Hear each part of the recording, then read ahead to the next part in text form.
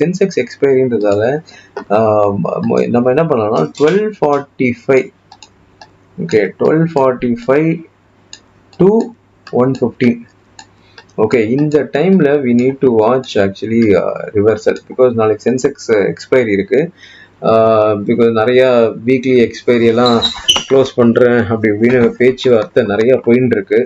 Close பண்ணுவாங்களா close பண்ண மாட்டாங்களான்னு தெரியாது. பட் இருக்கிற வரைக்கும் ஆப்பர்ச்சுனிட்டி யூட்டிலைஸ் பண்ணிக்கிறோம்னு பல பேர் பார்க்குற மாதிரி கிளியராக தெரியுது. அதனால் ஒரு 1245 to 115 மேபி சேஃபர் சைடு 130 கூட வச்சுக்கோங்க. ஓகே இந்த பர்டிகுலர் பீரியட் 1245 to 115 மேபி ஒரு 15 minutes பஃபர் கூட வச்சுக்கலாம். பட் இதுக்குள்ள மார்க்கெட்டு எப்படி இருக்குது அப்படின்றத பார்க்கலாம்.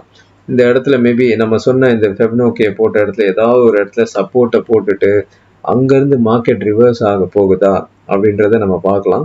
எனிவே 1245 to 115க்கு முன்னாடி மார்க்கெட் எப்படி இருக்குதுன்னு பார்த்தா நம்ம எந்த மாதிரி ரிவர்ஸ் ஆகுதுன்றத கிளியராக கண்டுபிடிச்சிக்கலாம். ஸோ நாளைக்கு சென்செக்ஸ் எக்ஸ்பைரி இருக்கிறதால இந்த மாதிரி ஏதாவது ஒரு சிச்சுவேஷன்ஸ் அமையறதுக்கு நிறைய வாய்ப்பு இருக்குது. ஏதாவது இன்கேஸ் மார்க்கெட் கீழே அப்படியே கீழே வந்துட்டு அந்த 1245 to 115 ஏதாவது ஒரு இடம் நம்ம போட்ட ஏதாவது ஒரு ஃபெப்னோக்கில் ஏதாவது ஒரு சப்போர்ட் எடுத்துட்டு தென் மார்க்கெட் அங்கேருந்து ஏதாவது ரிவர்ஸ் ஆக போதா அப்படின்றத நம்ம பார்க்கலாம்.